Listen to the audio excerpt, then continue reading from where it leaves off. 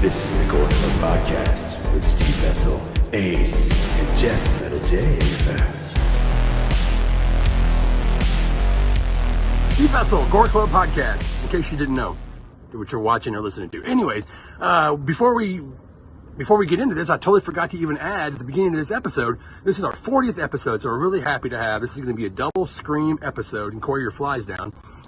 Corey's recording this on his phone. Oh, shit it is. It's party time at the GORE CLUB Podcast. Anyway, we have our fantastic friend Nate Ragon, who actually worked on Scream 4 and Scream 5 as a guest. We have so much to talk about that we've split the episode into two parts, part 1 and part 2. That's what part 2 means. 2 parts. Whatever. Scream! Enjoy! And it's our 40th episode! Yay. Is it nice? I don't know. It's always nice. We are now in 37 countries. And we're back. And everybody hates us. Okay. Yeah, I saw that. I saw Spain up there, and I thought it said Spain Spawn. just picked us up. It's I thought awesome. it said Spawn for Spawn? some reason. I'm like the movie Spawn? No, that's awful, dude. Spawn Ranch. Spawn The Ranch. CG Spawn Ranch. So what have you guys been doing? I mean, last time we were all together was the Silent Night Deadly Night franchise. God, it's been a blur. And that's one of the worst fucking franchises. Yeah. So, and now we're going to a really great fucking franchise. In my personal opinion, one of the best franchises. Like consistently. Yeah. Yeah. I had actually watched all these movies once when they came out, and then never again until a month ago. Well, wait. What are we So, So- you're not even a fan. So I was like kind of a casual fan. I'm after a while. gonna stab you with my fucking I my became, buck 20, bitch. but I realized I was like, man, these actually are pretty good, and I was just being an asshole for so many years. So just for people that don't know what we're talking about. We're talking about the Scream franchise, mother flip flops. Yeah. Oh, yeah. This is going to be fun. It's gonna be great. Or awful, depending on how you look at it. Have you seen the new movie, Dave? No. Deathmetal Dave has not seen the movie. He's been busy. I'm- You're switching jobs. Like I told you, I hadn't even seen Spider-Man. Everybody's fucking seen that. I haven't. I don't care. I've seen Scream 2022 twice, and I don't give a fuck about Spider-Man. I saw Tragedy of Macbeth. That's how fucking lame I am. I like Denzel Washington, man. That's cool. I don't care. The other Cohen Actually- they went off to be like, I can make a movie without you, and he's gonna win an Oscar, and he's gonna rub it in his brother's face. I You doubt watch. it. They work too much together, man. They're too fun. Yeah. They're like the perfect little scissors. Like ever since Blood Simple, it's just been amazing with those Yeah, guys. but they're brothers too, so they always got to show each other up. yeah. They need competition. You need competition. Really, just like the Wachowski sisters. It's like, fuck. What did we just do? Yeah. Have you seen The Matrix? Yeah. I haven't heard anything good about it. No. See, the reason why is because they were gonna make it without them, and then the one Wachowski sister was like, "All right, fine, fuck it, I'll come back and do it, just so they have some creative control." Oh yeah. Shit, that's what I mean. So many directors have had to do that, including Wes Craven. Yeah. Including Wes Craven. Yeah. And we're talking about the movie Scream. We're talking about the movie Scream, but Scream. let's go back in time. Back in time. Before we even go back in time, let's introduce our fucking amazing guest tonight. Yeah. Nick, introduce yourself and tell us a little bit about yourself. Let's see. What do I want to say about myself? So I'm a massive Scream fan, as most people are aware.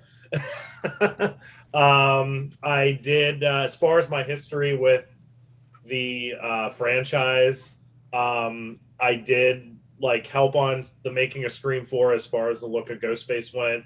I helped produce the Scream Comes Home event in 2018, and then the Scream Halloween event in 2020, which was like a massive party at the filming locations.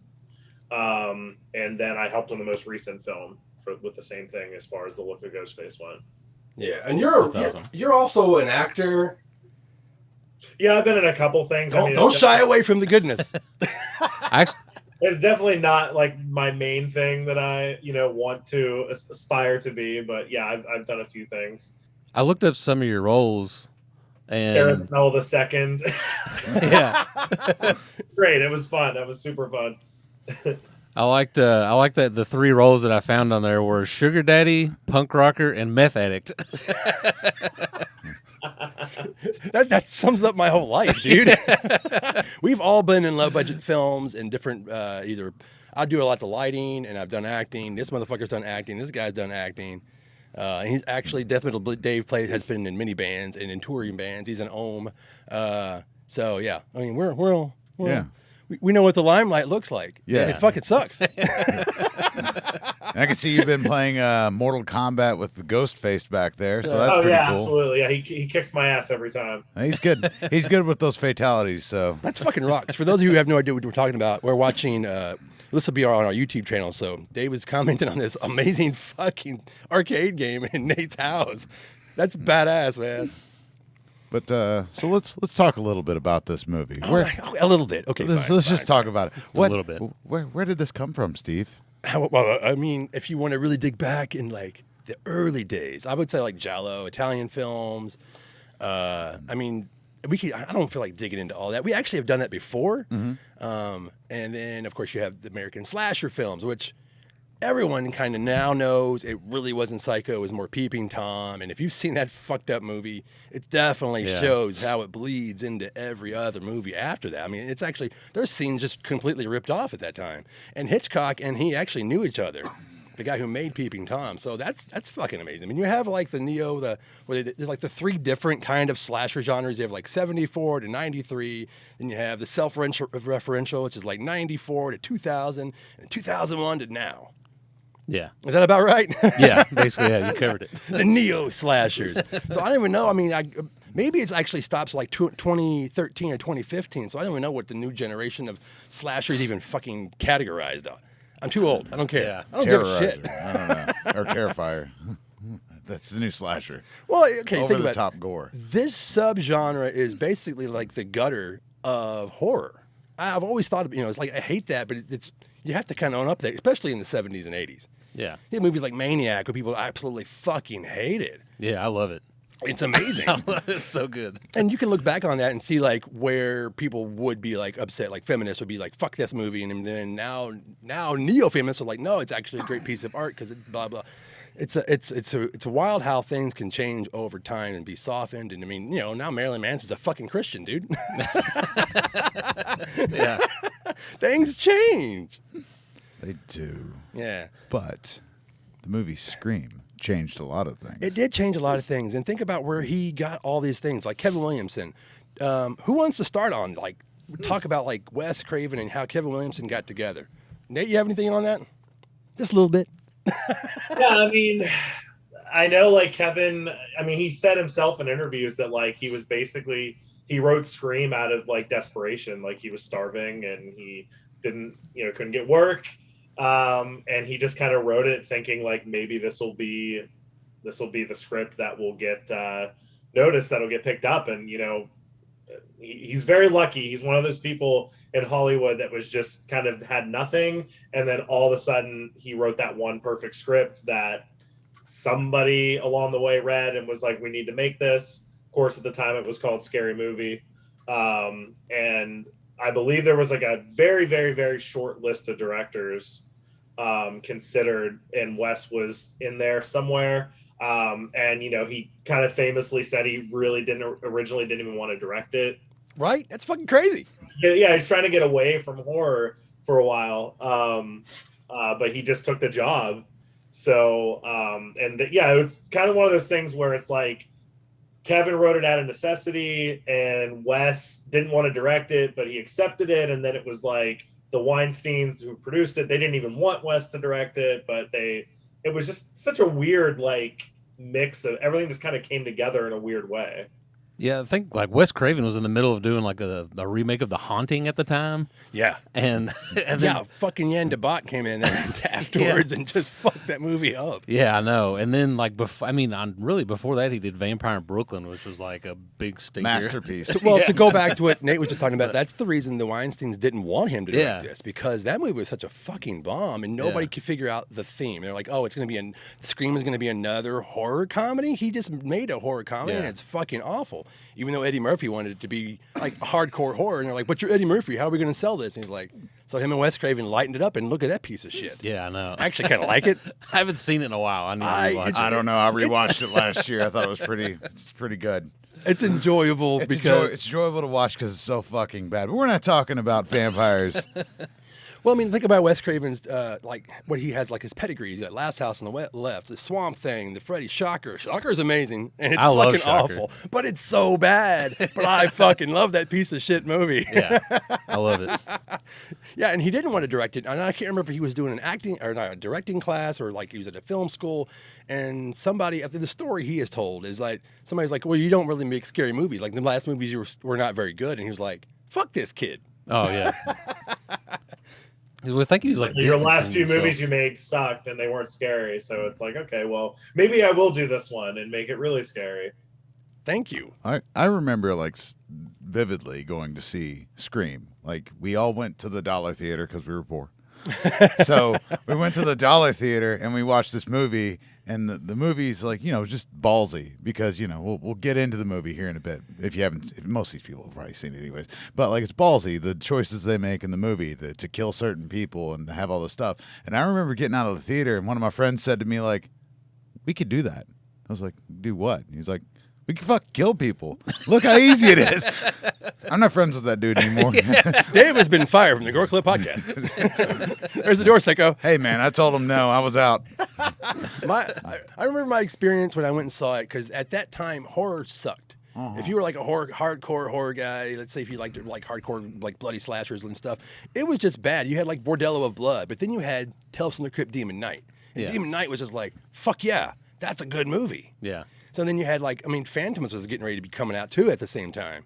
Like, well, actually a little bit later, but I mean, there was like a little window of movies that were like finally making me feel like I liked horror again. And this was one of them. I went with my girlfriend. It was fucking nuts that night. And I had no idea. I was like, yeah, I'll go with you. You know, I'm going to go see every fucking horror movie because they know I'm going to go see them. And that first, we spoil everything on here, by the way, Nate. We don't care. All of our listeners know we talk about everything that people are like, we just tell them to pause it, go back and watch the movie. So that first scene, when the fucking door comes open and scared the fuck out of me. I haven't been scared or jumped in a horror movie in forever. And we'll definitely, like Dave said, we'll get into all these little scenes and these things. And I remember it was like, as a madhouse. It was like watching the beginning of Scream 2. I was like, this is fucking amazing. Yeah.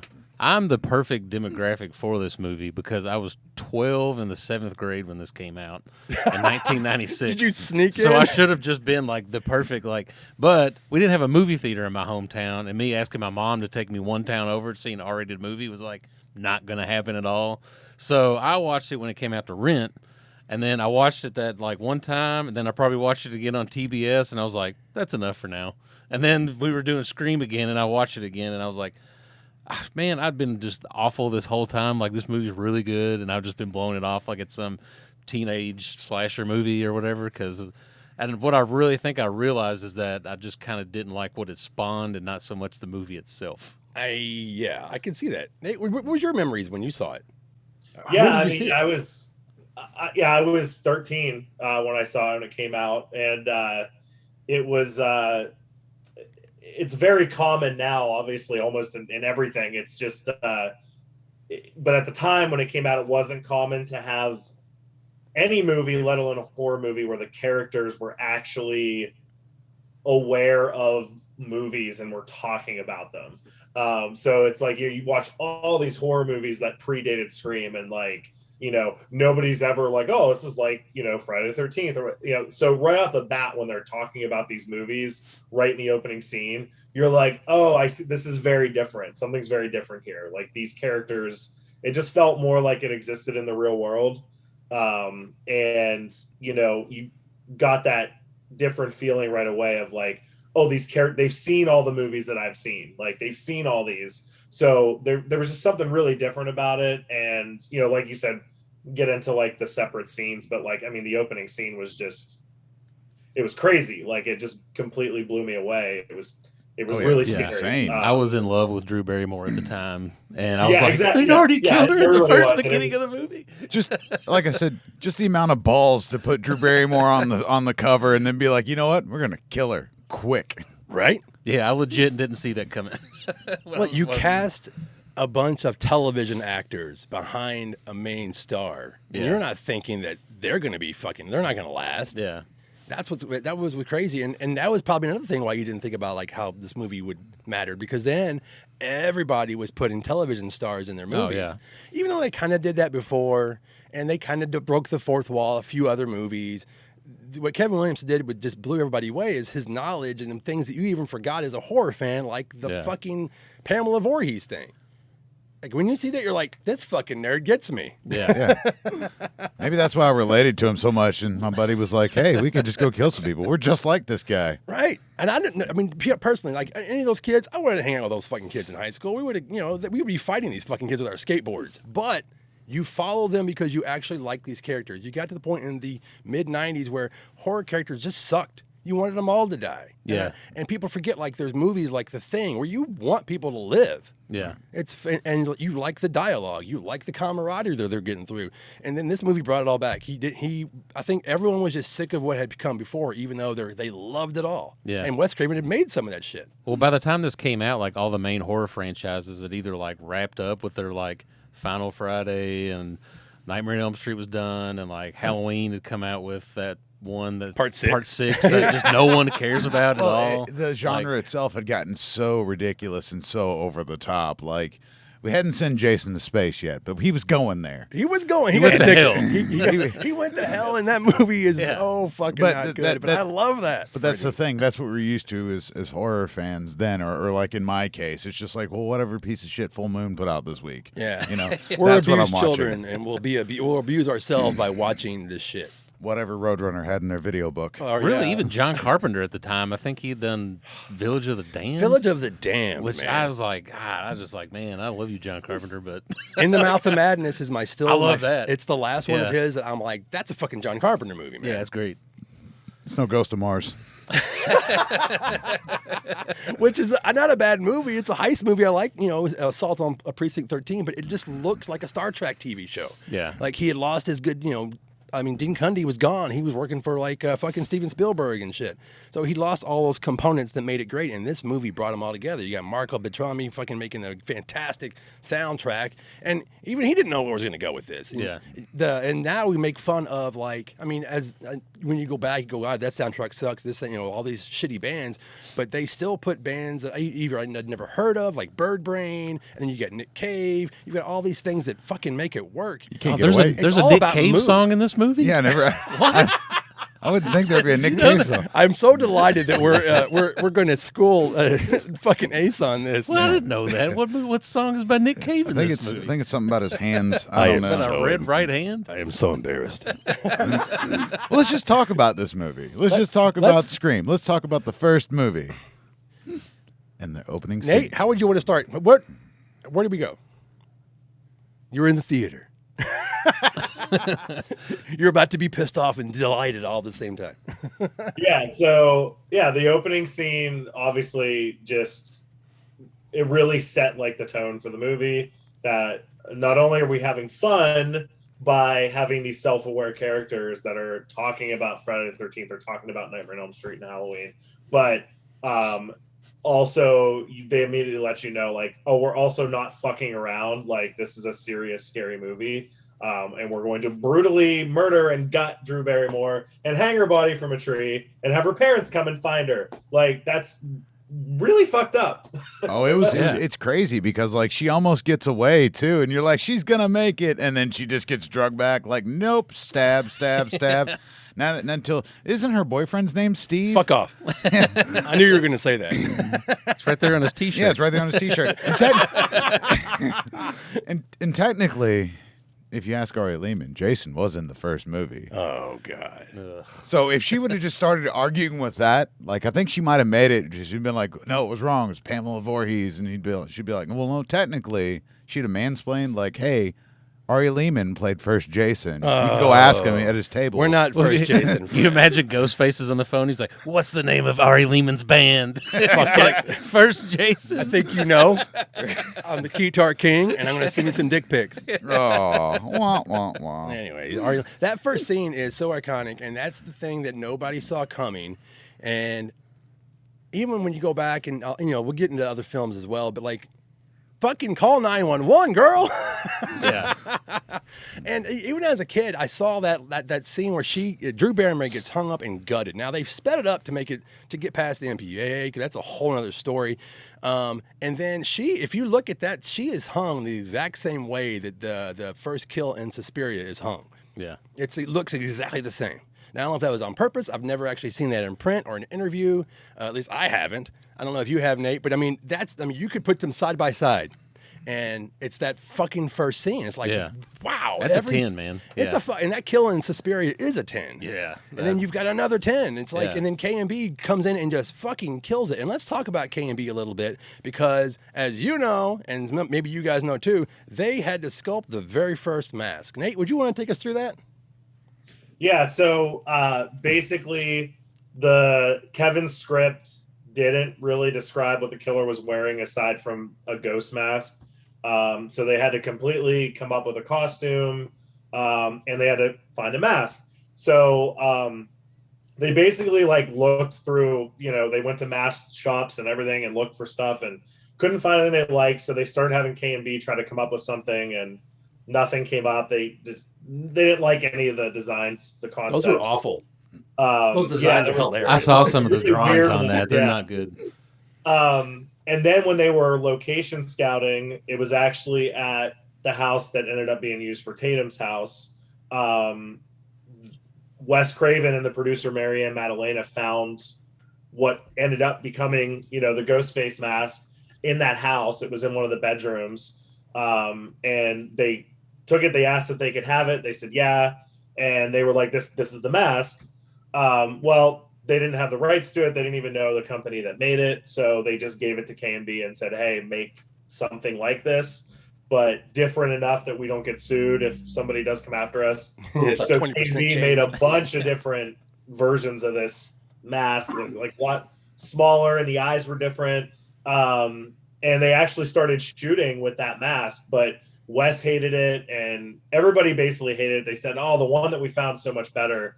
So they finally were able to get a hold of the company Fun World that made the mask in the middle of shooting. They had already shot like 2 or 3 scenes with the K&B mask with Ghostface. And they ended up making the deal to be able to use the Fun World mask after that. But they had already shot scenes with that K&B mask, and they didn't have the money to go back and reshoot them. So basically, both masks are, appear in the movie. Yeah, it's been called so many different things, like Father Death, the Peanut Eye Ghost, the Scream, like something Stalker, Death Stalker. I mean, so many different things, and there wasn't even like a full costume at that time for that from Fun World, correct? Right. Yeah. It was just a mask basically. So they. Cynthia Bergstrom was the costume designer, so she designed the cloak, the robe, everything that he wears. And originally Wes wanted it to be white. That's it. Yeah. They pleaded with him, please, it's going to get dirty in the blood. We'll have to match it. It's going to be a nightmare. And he insisted on it being white. So Cynthia told me they made one white costume that was actually made out of almost like a windbreaker type material. And she said as soon as they put it on and put the hood up, everybody was like, that looks too much like KKK. It's not like... They were like, nope, never mind. It's got to be black. Holy shit. That might have been even scarier. I don't know. But Wes wanted it to be white because he was afraid that if the costume was straight black and the mask was white, that Ghostface would just look like this floating head on camera, which is why they used that fabric that had the sparkle to it so that it would not look as, you wouldn't lose the costume in the dark scenes. You would see it still. That's why they used that kind of sparkly material that they picked. Yeah, that sparkly material is so crazy. When I watched it as a kid, I didn't notice it. And then it wasn't until the sequel that I was like, oh, it's like fucking Michael Jackson. Yeah, literally. You had to watch it in HD before you noticed that. And this is kind of the very first that I can think of, the first costumed killer. I don't mean like somebody who puts on a mask and runs around killing, but like a full costume killer since Terror Train is the only one I can think of. Yeah. That the character is actually, the slasher is wearing an actual Halloween costume. And this is the only one I can really think of besides Terror Train. I mean, there's probably somebody out there in the internet can school me later, but please do, because I want to know. And that excited me because I thought I could go out and get the fucking costume, and I couldn't. I couldn't. I could find the mask. Look for that Father Death costume that doesn't exist. Right. The first costume I ever bought came with 2 robes, no gloves, and a shitty mask, which I wish I still had. All I have right now is I have a Randy Death scene mask, and then my old robes. I'm getting the 25th anniversary one. That looks pretty awesome, and there are people who, and I know that you know, that you can actually retool the costume to make it even more perfect, because it's not. I mean, if you know what to look for, you're just like, whatever. There's always those nitpicky people, and I'm one of those sometimes. Well, I've got an irrational fear of glitter, so it just made me more scared of Ghostface. What with you? Just avoid strip clubs altogether. Oh, yeah. Don't like it. So after the opening scene, we meet Sydney. Who's like, who the fuck is this? Yeah, and that was originally what they wanted Drew Barrymore to play. They wanted her to play Sydney, correct? Yeah, if I remember correctly, yeah. Yeah, so you meet Sydney in her bedroom, and then you do. Yeah, you do.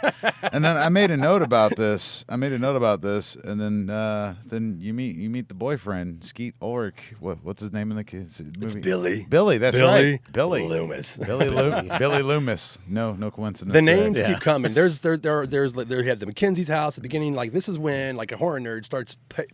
Besides like the quiz that he's giving people, the questionnaire or whatever, I'm going to kill you. Yeah. You start realizing, like, it's like Night of the Creeps or whatever. You start realizing, like, everyone's name is coming from a different fucking, either a director or a movie or something you know. Even if you can't place it at the time, you're like, I fucking know that. I don't know what it is. There's a Halloween reference that her parents make, I think, when they walk up to the house and they say, go to somebody else's house. Which is a Halloween reference that I can't remember right now, but...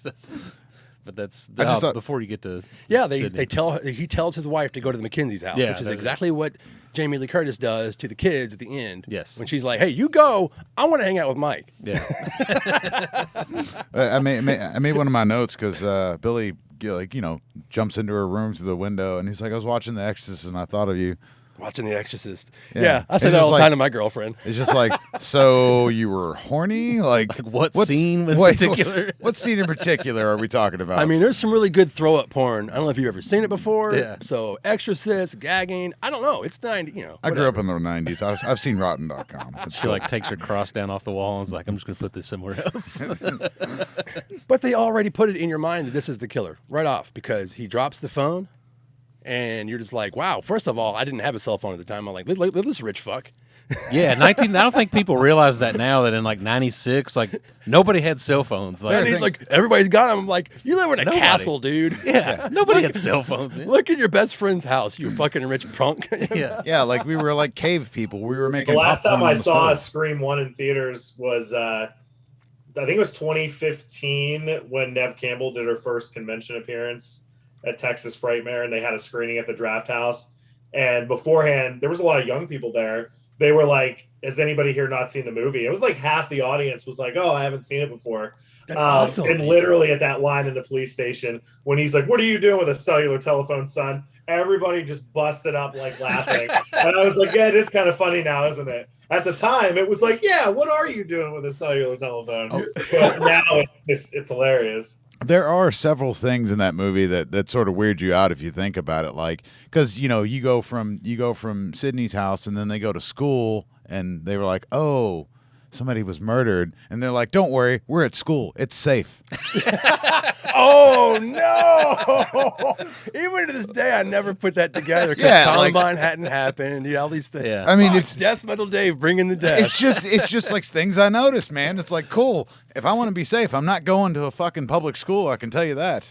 Yeah, and that's when Sydney first hears about it, and Tatum's like, well, she was next to me in whatever class that was. She's like, not anymore. Yeah. It's like, goddamn, they're making fun of their dead friend. Yeah. They weren't that close.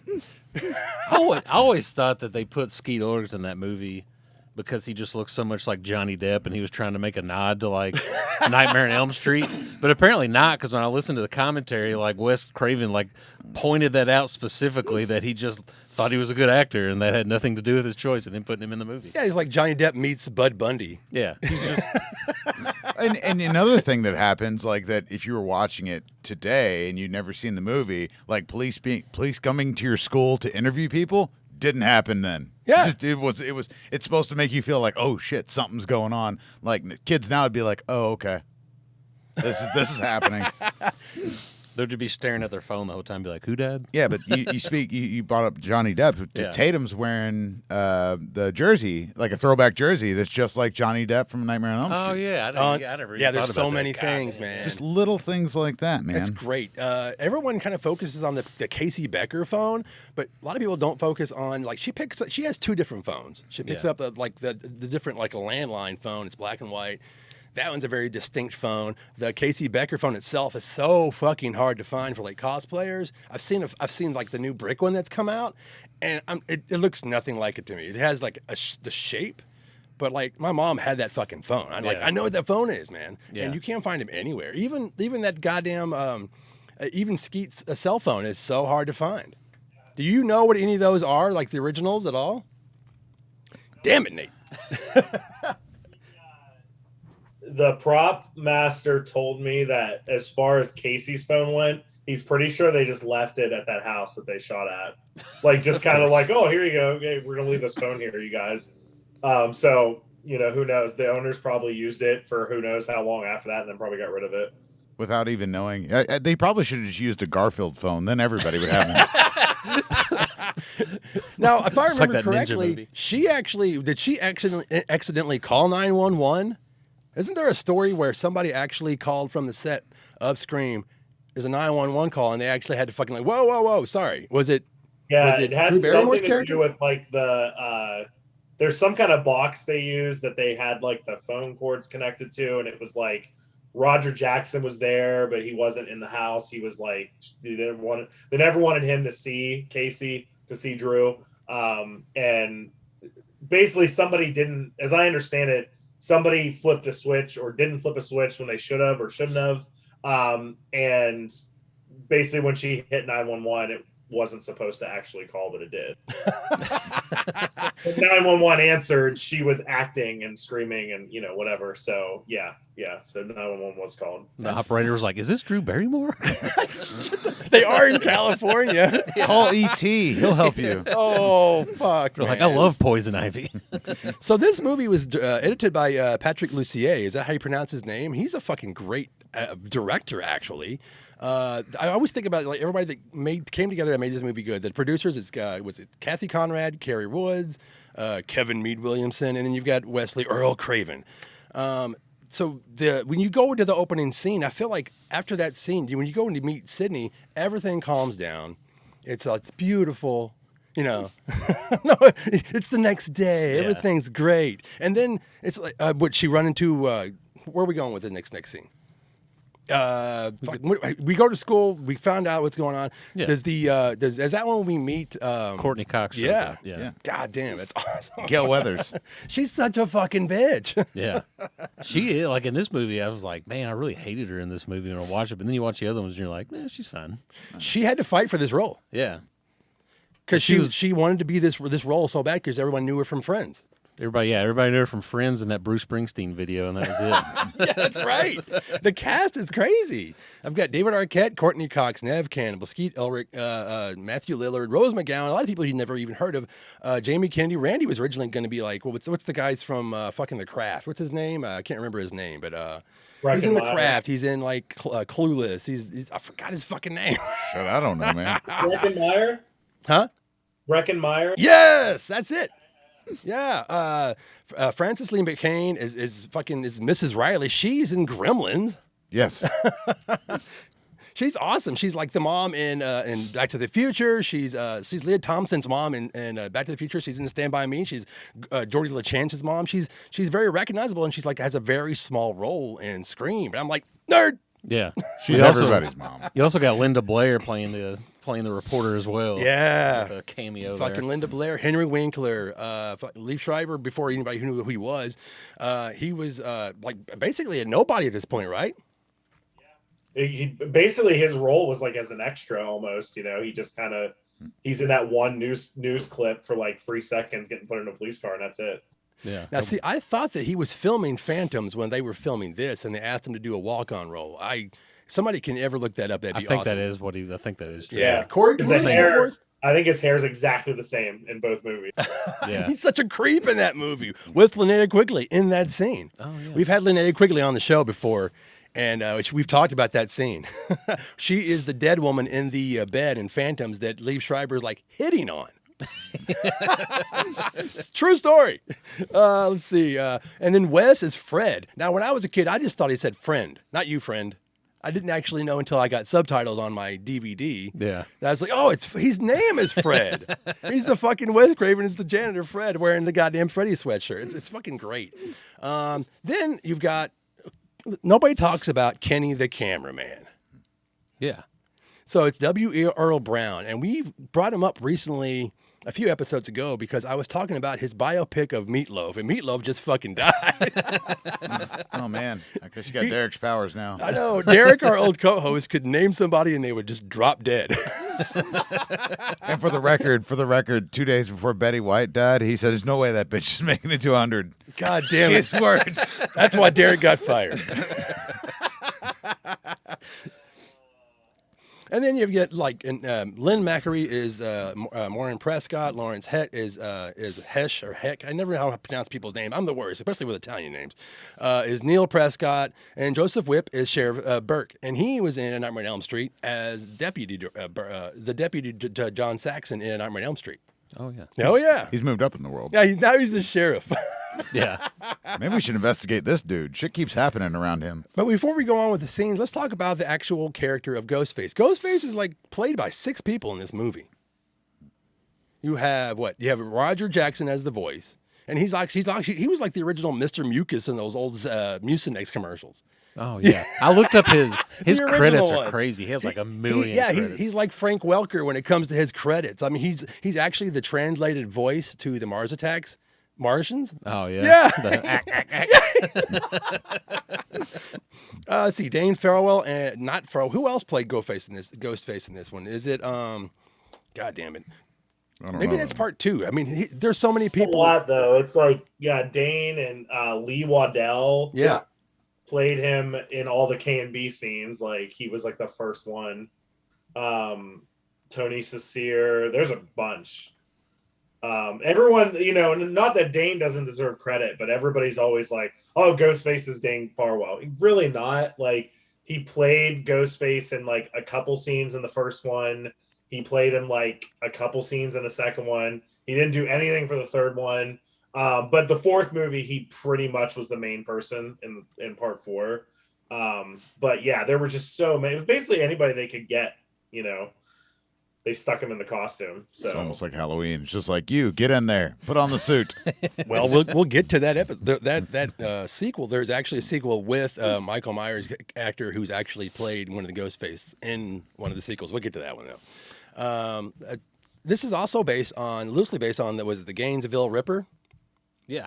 Daniel Harold Rowling. Yeah. What a piece of shit that guy was. Yeah, Kevin Williamson, I guess, told the story about he was writing it and then saw like a documentary or something about him on TV while he was locked away writing the story, and then kind of used some of that, and then kind of, I guess he said he scared himself while he was writing it. That's always a good sign. I'm a big fan when it comes to lighting and making a film look good. I think the mood really matters. So the Mark Irwin is credited as the DP on this one, and I think the one after this. But I know that he pretty much got fired like a week before they were done filming because so many of the dailies came in and they were fucking out of focus. Yeah. This guy helped create Cronenberg's career, The Fly, The Brood. He knows what he's fucking doing. Can you imagine you hire this guy and you're like, oh, Mark's got it. We're good. Yeah. And then it's like, good. why? What the fuck is going on? I can't even see this. Fired. This guy, he shot Fright Night Part 2, man. That movie's beautiful. Yeah. The Blob, The Dead Zone. I mean, I can't think of I wish I made more notes on that, but yeah, he was fired 1 week short of finishing the film. And that's fucking ouch. Well, let's go on with the damn movie, guys. I think also one thing I read about the cameraman, W. O'Brien, I think he's from Louisville. No I shit. saw that. Yeah. Shit. I think I read that part too. The camera operator? Yeah, the guy who plays the camera. Oh, yeah, in the Brown. movie. Yeah, he Brown, is. Yeah. Okay, I thought you meant like the camera. I'm getting all technical. Sorry. Oh, I get sorry. that way sometimes. So as the movie progresses, Oh, the movie progresses. Yes. you meet our cast Back to of the characters. movie? Fuck. You meet our cast of characters. You've got Matthew Lillard, who was also in the Scooby Doo movie. So Matthew Lillard, who's also known from being the cool guy in every 90s movie ever. Hackers. and if you've ever met Matthew Lillard, he is actually a cool guy. Yeah, he felt me up one time. He was talking about my pec, and I was like, "Cool." Have you ever met Matthew, Nate? What's your impression of him besides us just kissing his ass just now? I mean, it's interesting because he's always had sort of like he seems to have a love-hate relationship with Scream, but I think it's mostly love. I think it took him a while to accept that, like, oh, this is the movie that I'm going to be remembered for, no matter what I do. You know what I mean? Like, no matter what I do for the rest of my life, I'm always going to be remembered for Scream. But I think he's really like kind of accepted that and is proud of it now. But I know early on it was just kind of something that he was like, I'm done talking about Scream. I have nothing else to say about it.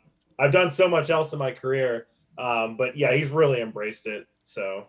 Well, he was really nice. I met him at a convention that was in a mall in an abandoned J.C. Penney's. No shit. This is true. And he was so happy to be there. Sonny Chiba was there too. It was the weirdest fucking thing. Yeah, and there was like a dead raccoon. There was a dead raccoon. Ralph, never forget. Corey knows. Corey, our producer, was there. I forgot. I got to meet Matthew right after Wes Craven had passed away. And he actually was just taking questions, and he's just so nice with children because they know him as Shaggy. So he is so fucking giving, and he will be like, "No, sorry, ma'am, I'm sorry." And the little one here's talking, and that's how he was when I met him. And the room was packed. And I think I was having to sit on the floor, and he took hours answering everyone's questions. And it's like, does anybody else have a question? I raised my hand. And I said, what are your memories about Wes Craven and like how he made you feel? And like, was he a great director? And he looked at me and he's like, that's not a question. And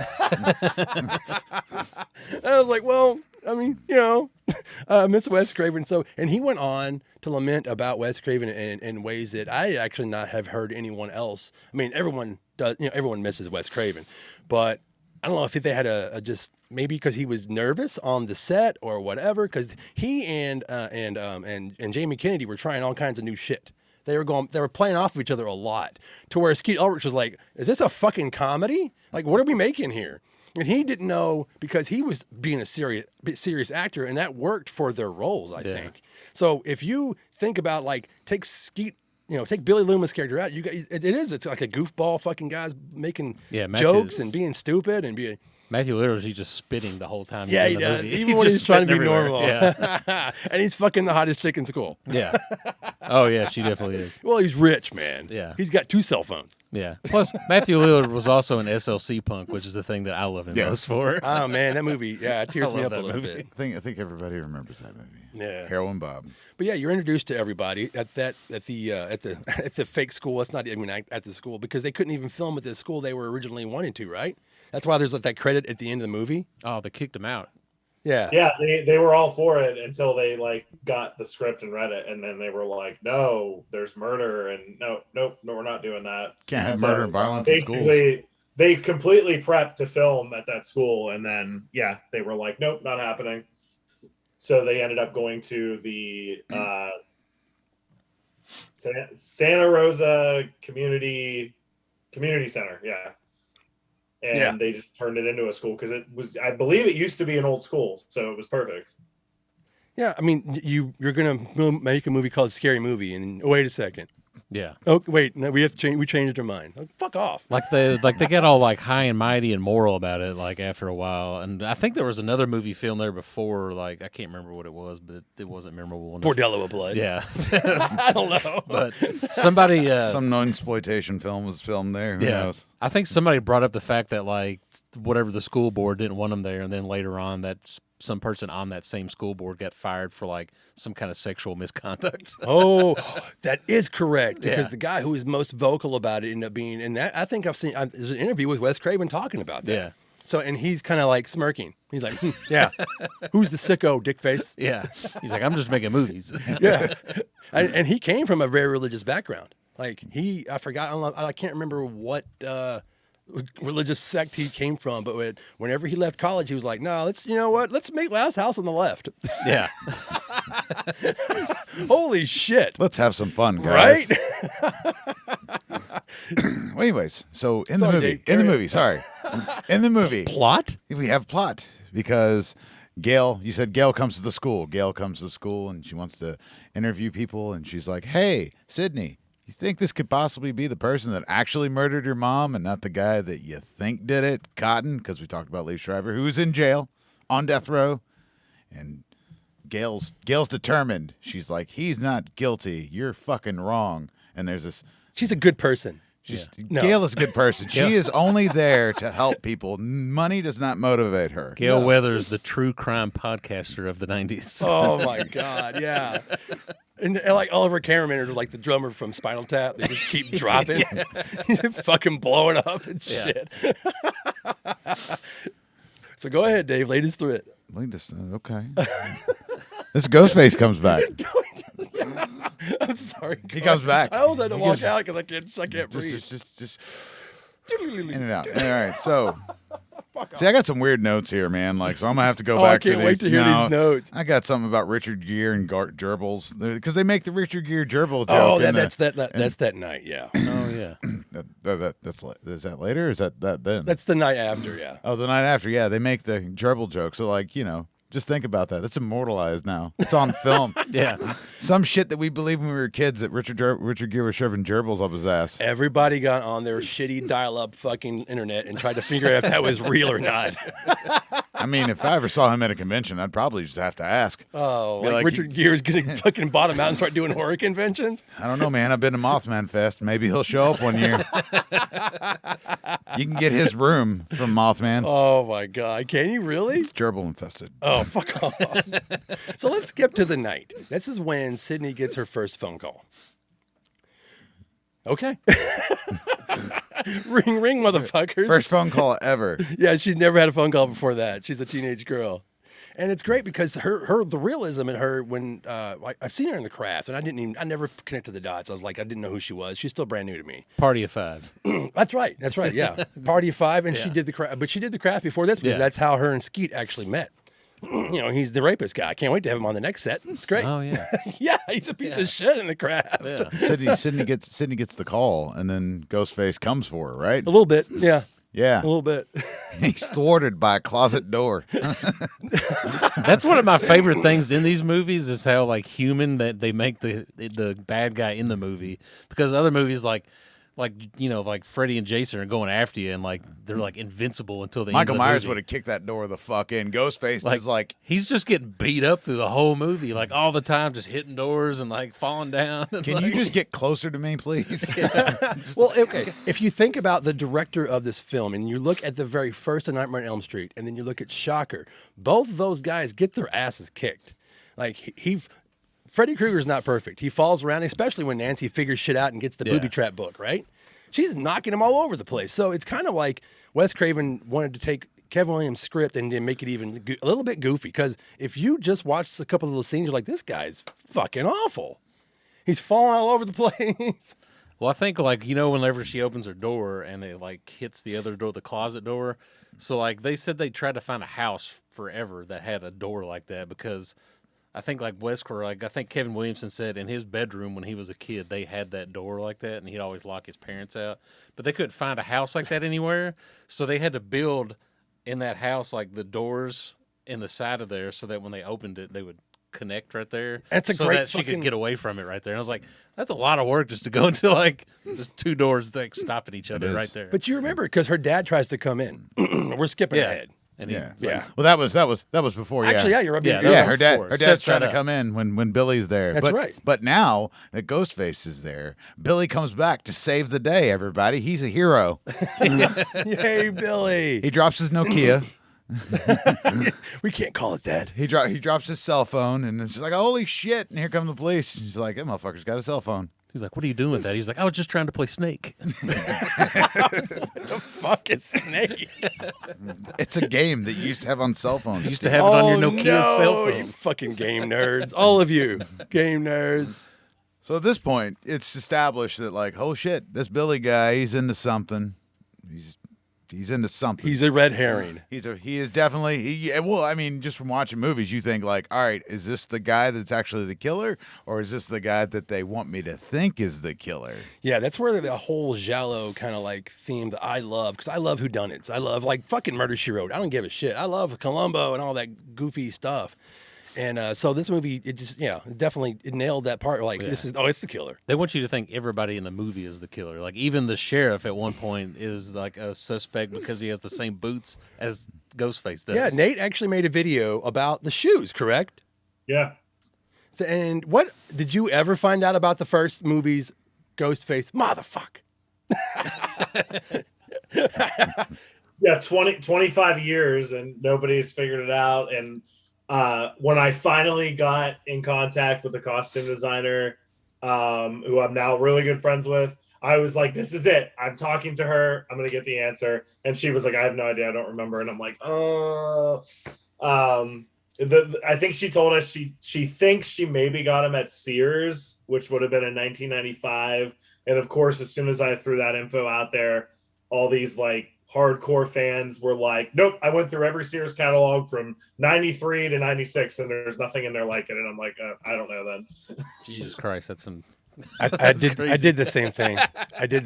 I went through, because you can find, they have them on file. You just put in Sears catalog 90s and it will give you the spring, the Christmas, the fall. It gives you every fucking catalog. And I went from 90 to like 97 just because. And I was like, oh, it's close. Oh, it's close. Oh, no. It's the tread's there, because the tread is very specific, especially on the heel. Yeah. Yep. And your video shows there's like something in the bottom sole of the tread. Bottom, there's like I don't know if it's a logo or if it's just like, I don't know, there's like an orange or reddish rectangle like right on the bottom.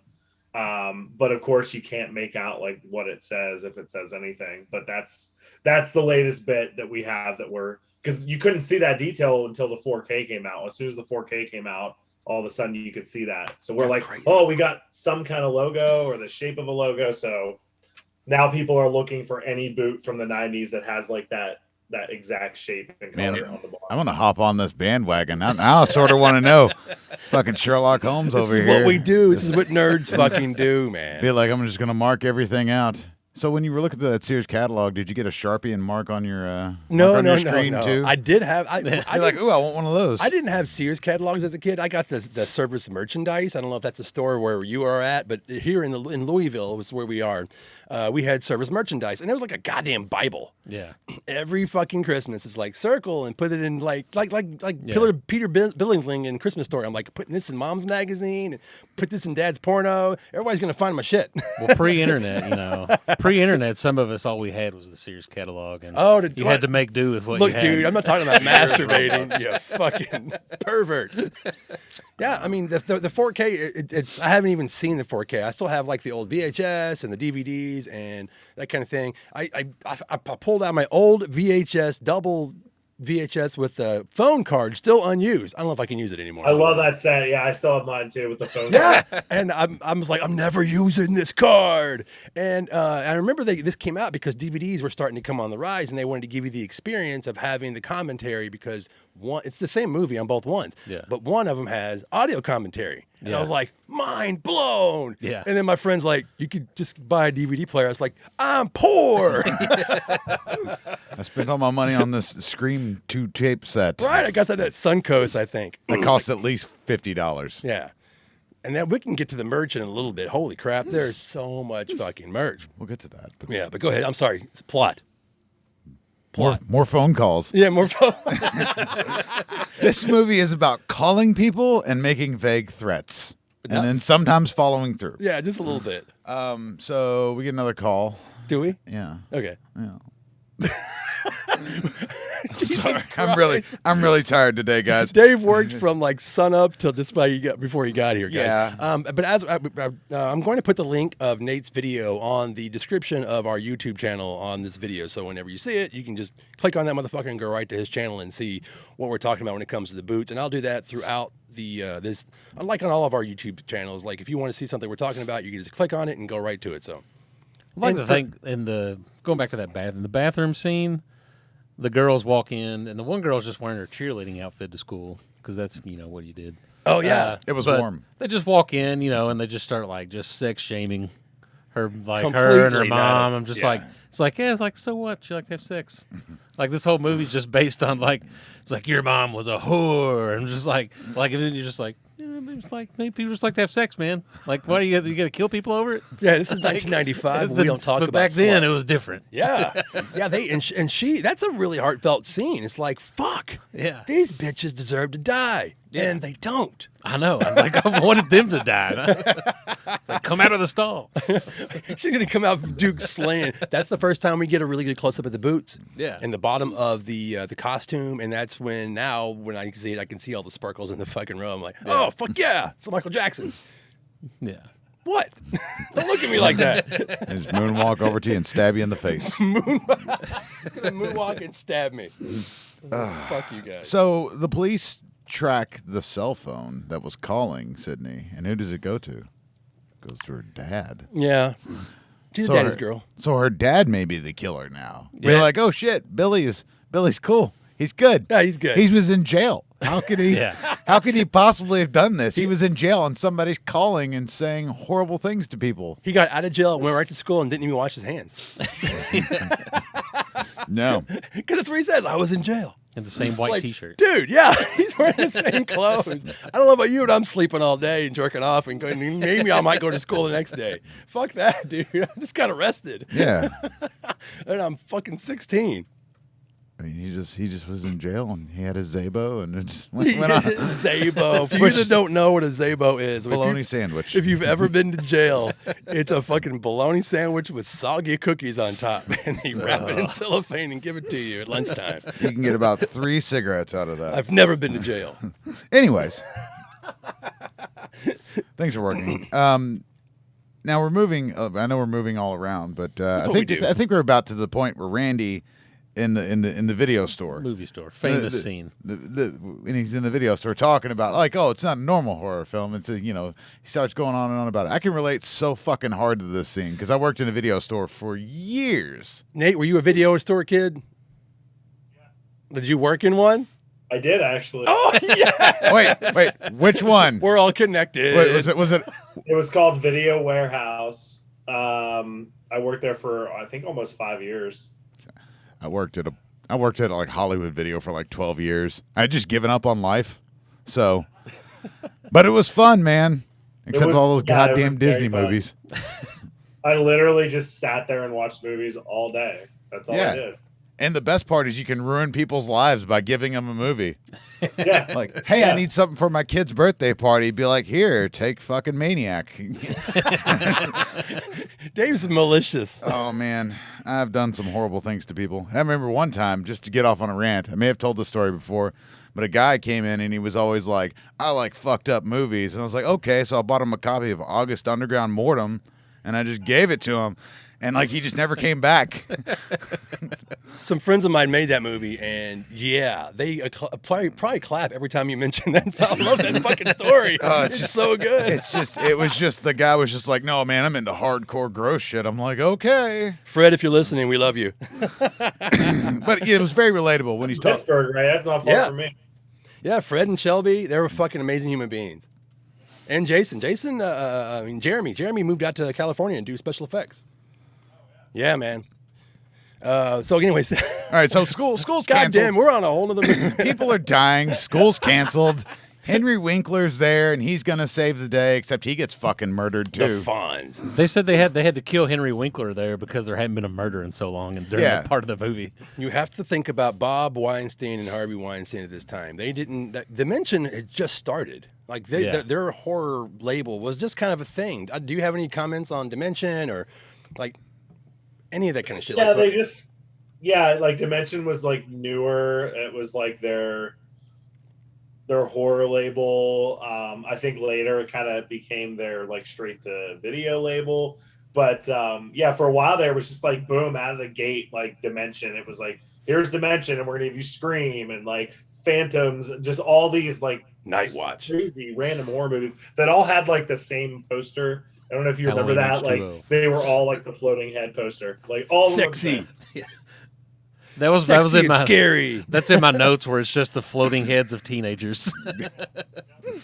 Well, the original movie poster wasn't really anyone. People will say it's not even Drew Barrymore. Those posters came out like later, but like it was just like, it's a girl's face with a hand, them hand across it. It's not really anybody's face. And then they're like, oh shit, this movie's making money. Oh yeah, they're like, look at all these hot people in the movie now, and it just ruined movie posters for like the next 10 years after that. Like every one of those movies was just like floating head, like hot person, teenager, one adult. That's all it was. Yeah, they took all the teenage acting jobs away from adults from the 80s. Yeah, they did. Yeah, you can't be 30 and play an 18-year-old now. Bummer, man. Yeah. Well, Henry Winkler, I don't think he's even credited in the movie. I really, at the time, I mean, he didn't make this big comeback. I mean, people knew. Yeah, it's not a Tarantino movie. Yeah, dude. I know, but I mean, you weren't most of the people watching this movie probably weren't big Happy Days fans. But like people now probably just know him from Adam Sandler movies and shit. It's true. It's like Bob Barker or something. They don't know what the fuck they're watching. Yeah. Yeah, like I saw him and I was like, hey, isn't that dude from that show my grandfather watches? Yeah. And he actually he's holding one of the K&B masks. I think he cuts up a couple of them. I can't remember. I can't imagine how many he cut up for that scene. But I think he was that improv. Like, did he come up with that idea with the scissors and everything? Yeah, and actually, the story that I heard was that that scene was filmed shortly after they finally made the deal with Fun World, and Fun World was sending them over like a box of those masks, and they were supposed to arrive that day. And the delivery was late, and they were shooting that scene, and he's like, they did like multiple takes, so he's like cutting through all these K&B masks. And they got to the point where like, dude, we're almost like out of masks. Like, is that box coming or not? And it did end up coming, but they kind of started to panic because they're like, he's cutting every fucking one of the masks that we have. Like, that box has to be. Yeah, and those were real scissors. He's like getting at those kids' clothes and shit. Like those. Those fucking shears are this big. What the fuck are you cutting? Fucking principal. High school principal stuff. Jesus Christ. Children. He opens up the closet and there's his leather jacket from Happy Days in the closet. And when he actually gets killed, I think it's one of the last times, I could be wrong, that you actually see the K&B mask or that you see it later on. Because sometimes some of those shots are so fast. Well, so the K&B, so it's in the kill scene, and then it's in the stalking scenes that everybody makes fun of, like where Ghostface is in the grocery store. Yeah.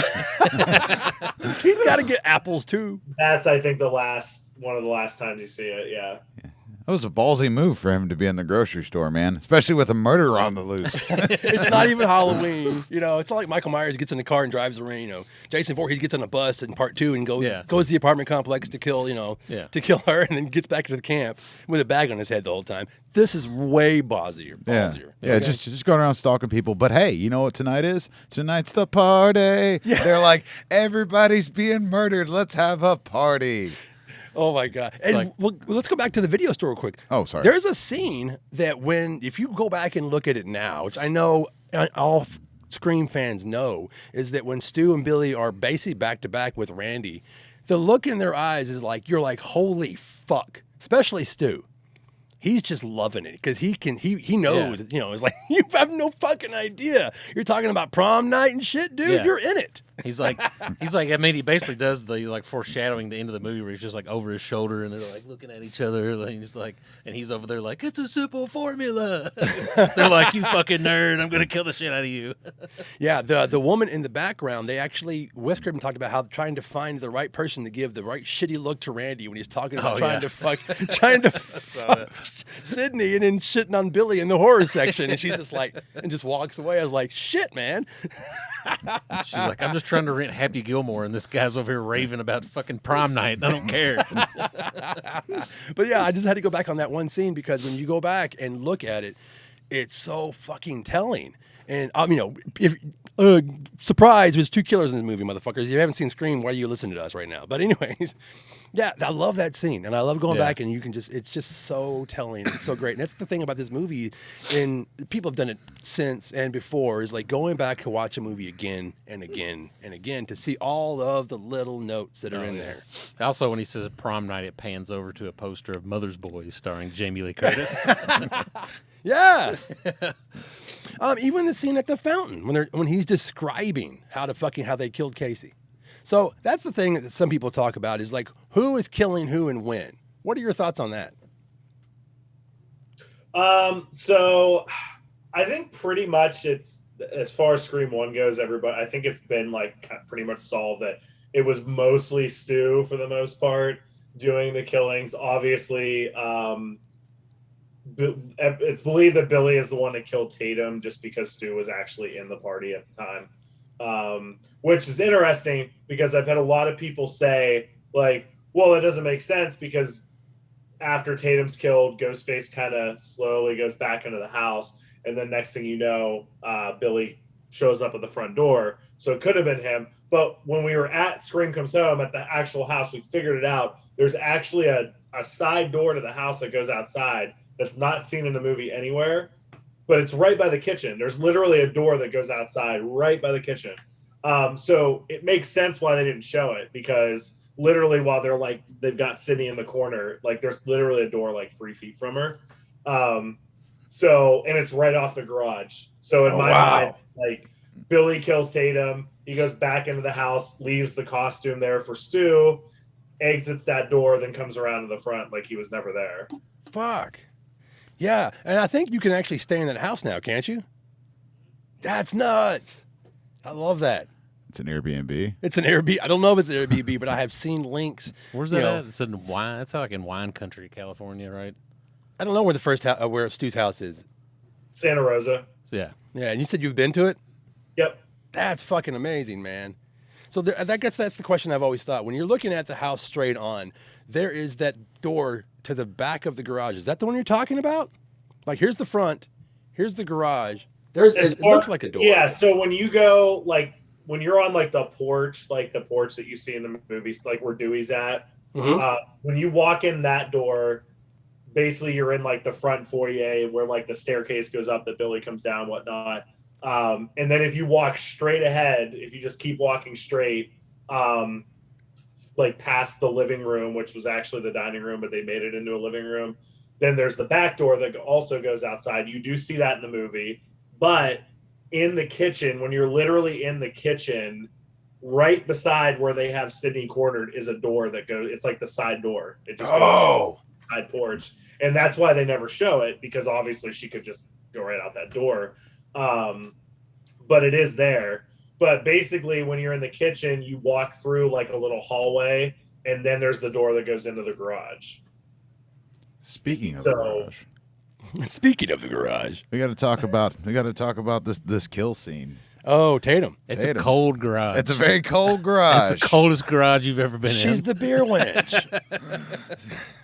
It is exactly negative 40 degrees. He turns that light on, and you're like, hello.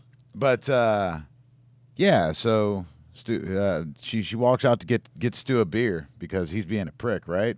And she goes out there, and then fucking Ghostface is behind her. She's like, "Oh, stop it, you! Just get the fuck out of my way." It's the first time that the word Ghostface is used in the film, and they still didn't even name it that until sequels later.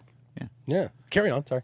Oh, I love when he looks down at her and he's like nods his head like, yeah. Oh, Mr. Ghostface. I love that part. Oh man, but she gets a little bit violated there. I think she kicked his ass, and it looks awesome. She does. She does. And she actually threw those bottles, if I'm correct. Yes. At the stunt double. Yep. Yeah. Yeah. Because that's what he's getting paid for. You just let him know who's boss. He took a bottle right to the dick in that fucking scene, man. Like, RoboCop shoots people in the dick. Tatum does too.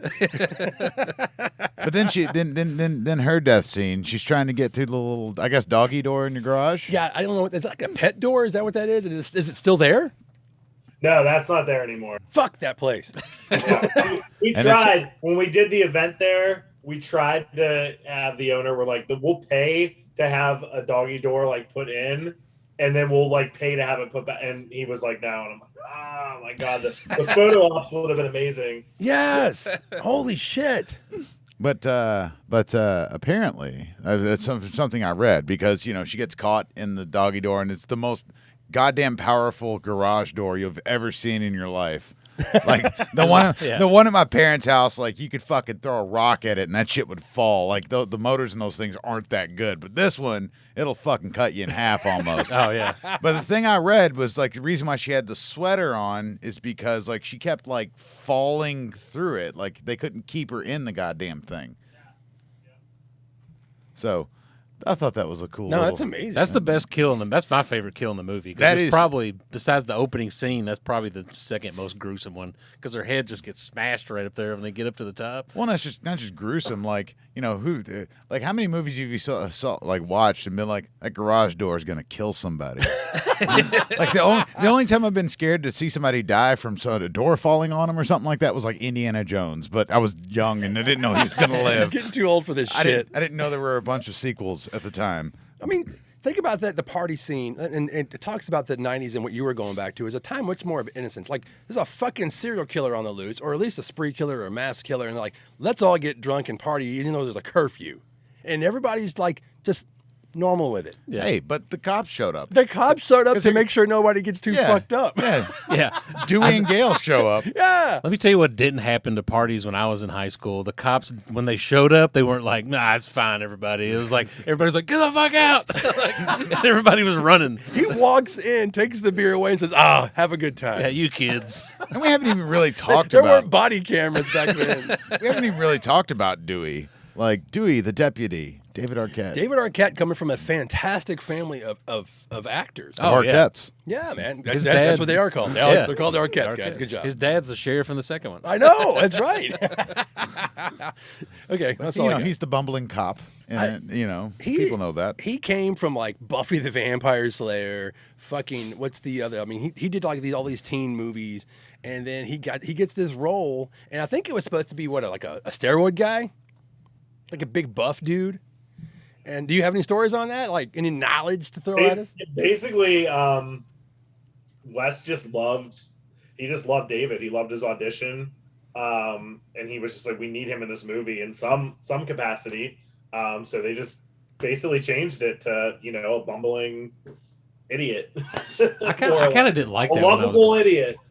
Yeah, Yeah. it works. It grows works on me, though. It grew on me watching it over and over again. But, like, the part I really liked that I never really picked up on growing up was, like, when him and the sheriff are talking, the sheriff's smoking a cigarette, and he's got the ice cream cone. Oh, yeah. And, like, every time he takes a puff of the cigarette, he's, like, licking the ice cream cone. Yeah. And it's, like, such a, like, perfect representation of how, like, childlike that he is throughout the whole movie. And which he wants is to real be funny. taken seriously. Yeah. Mom says, when I'm wearing this uniform, you treat me like a man of the law. I think he says that he's like, I'm 25 years old, man, or something like that. Oh, that's right. Yeah, I've been 24 for a whole year. Yeah. And at this point, Gail is using him because she's like, "Hey, look, I'll just fuck the town idiot, and then I'll give my story, and I can write my book." So they're there at the party. It's how you ruin a. I wrote How to Ruin a Party, Sheriff and Reporter. That's how you ruin a party, but it didn't because it was the '90s, and the fucking '90s were the Wild West. It was. I've told those stories about huffing gas and blowing shit up in the backyard. Drinking Mountain Dew and getting crazy. Yeah. So Imagine you get Don G from Wave 3 shows up at your house. Oh, You're like, but you forget because like the great thing that they set up in that film is the time lag on the cameras that they have and then what they're going to actually see, and that really plays out really well. Yeah, because Gail gets in there and she puts a little camera in, just like, I'm just going to set this inconspicuous camera right here where nobody can see it, and it's noticeable. it's this big. Yeah, that was high tech, though. yeah. They're watching a movie where the camera's going to be at, and they don't see it. Shut up. It's just like The Simpsons when they put that big camera in Homer's hat, and he's like, just to go, don't pay attention to the hat. I'm just a normal customer. Yeah. Go ahead, Dave. I'm sorry. All right, so Gail and Dewey go off on their own. They're like, we're going to go for a walk. There's a report of a car abandoned. So they go for a walk. And at this time, they're walking, doing their thing, and they're starting to get a relationship. Kenny's eating his Cheetos. Yeah, they're starting to get a relationship. And then a bunch of kids in the party is like, hey, guys, want to go see a dead body? The fucking principal's been hung up by the goalpost. Stand by me 2.0. Yeah. Let's go check out the dead body, hit the field goal. And so they tear ass out of there, and they're all drunk. They almost run over the sheriff and Gail, which that would have been weird for the future of the series if they did. Yeah, but one person on the poster. And then they find a car. Whose car is it, Steve? It's the dad. Yes. Dun, dun, dun. Neil Prescott. Neil Prescott's car. Holy shit. At this point in your mind, you're like, this guy might be fucking doing it. Think about it. His wife was whoring around, and she got murdered. Maybe he was the one that murdered. That's what they got in your head. Yeah. If you weren't paying attention. That's what they got your head. If you weren't paying attention to all of the notes. If you didn't hear the video store scene. If you didn't watch Prom Night. If you didn't watch Prom Night, you have no clue. It's a formula. So anyways, at this point, go ahead, Dave. Everybody, all the kids fucking bounce out. They've got the car. Now at this point, you've got Randy. Randy. You've got Stu. And then Billy shows up. Whatever. Yeah. Well, I think they wrote that whole scene just to get all the kids out of the house. Well, yes, but we did miss something. We missed a lot. Hell, we're all over the place. The movie rules. We're like drunk, and I'm not. Yeah, we got the movie rules. The horror movie rules. Randy's rules. Oh yeah, you have to talk about that scene and how perfect that is. I almost said imperfect. How imperfect that fucking rule is. It's so great. Carry on, somebody. Randy's rules. Randy's rules. Do you know them by heart? Yeah, I think so. You think so? All right, lay them on us. Lay them on us, Nate. Number 1, you could never have sex. Never. Boo, big no. Yes. Number 2, never drink or do drugs. Nah. Number 3, never ever under any circumstances say, I'll be right back, because you won't be back. And then that's when Matthew Lillard's like, I'll be right back. And he goes to the side door that we don't know about. Yeah. And gets the costume. He's looking like Hugh Hefner, baby. Oh, yeah. He's wearing that fucking robe the whole time. And so the kitchen in Stu's house is such an homage to Weird Science. Like, I want to say, Stu, your kitchen is blue. I mean, Weird Science is one of my favorite comic book movies that nobody talks about as a comic book movie, but that's where they got the idea of the story, the title, everything. It's a comic book movie based on the Weird Science, and I was like, fuck yeah, look at that. I'm probably the only person in the whole theater that got a hard on. Sorry, go ahead. I don't know if I was watching a movie and somebody was like, "Holy shit, it's the fucking kitchen from Weird Science," I'd be like, "I need to know this person." Right? What's going on here? Quiet in the back. Yeah, you would have thrown popcorn at me. Shut it down, nerd. Oh my god. Fuck you guys. Anyways, Carry on.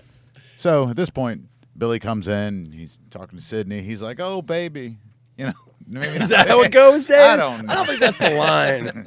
Well, anyways, he lays his game out and it works. Yeah, to Don't Fear the Reaper. That's right. The sexy Don't Fear the Finally Reaper. gives it up. Yeah, that's right. Yeah, this coincides with when Randy is being stalked. Yes, because Randy is in the house by himself, drunk and alone, and just talking to himself. Like every nerd in the 90s. And you got the fucking cameraman out there that's like watching this whole thing on a 30-second delay. Yeah, and then this is when Gail and Dewey find out that that's Neil Preston's car, so they're trying to race back. So all this is kind of happening at once.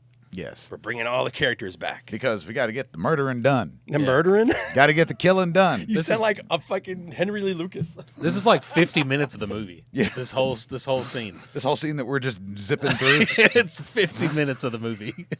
Well, this podcast can't last for fucking 3 hours, man. Yeah. Yes, sir. Exactly. So he finally, she breaks the rules. Everybody breaks the fucking rules in this movie. Randy should know better. Yeah. So let's talk about the soundtrack on this part. This is when it's got the Halloween is playing. And he's saying, Jamie, don't look. Don't do it. No, is that on purpose? Was that on accident? How did they come up with that? Do you know, Nate? I don't think that they wrote it. Obviously, like it was written that they were watching Halloween. But obviously when Kevin wrote it, he didn't know that they were going to hire an actor with the name Jamie So I think it just kind of came to be on set of like, oh, wouldn't it be really funny if, you know, you're literally saying, Jamie, turn around behind you, and your name's Jamie, and the killer's actually behind you. It's so perfect. Yeah. And it goes, the stalking music is just so perfect. Well, I guess at the time to mention, didn't they just bought the Halloween franchise? Because they put out Halloween H2O. Yeah, like, we'll get into that. Yeah. And how the influence of this movie really just blew up everywhere. And we'll definitely get to that when we're done talking about this particular amazing fucking landmark film, Dave. Yes. So we have our sex scene, and we've already heard Red Right Hand by this time, at least once. At least like 5 times. At least once or twice. So what happens is that this is when Kenny sees the kid. He's like, "Kid, turn around, kid, turn around." Yeah. And then he opens up the van door, and Kenny gets it. That's right. And they edited his kill scene a lot, and I think it's because the rest of the film was very graphic. There's a whole war with the MPAA that Wes Craven. I almost said Nicolas Cage. Wrong guy. He always fights everybody. Ghostface, fight! Do you know any of the stories of the of Wes and the MPAA, and then his fights with like Bob Weinstein was like basically the godfather of this movie. He made everything. He was always the one. Harvey was too busy being a douchebag, Jerking off in a fucking corner or something. Basically, you know, they just, you know, the MPA, as they always did, they came down really hard on it because it's a horror movie and a slasher movie. And it was a big battle. It was like, no, like your movie literally won't be seen by anyone. It will never be seen in a theater unless you make like all these specific cuts. And it was just, I know Wes felt that it was like being butchered. And I know part of his argument was like, what difference does it make? Like, I understand it's like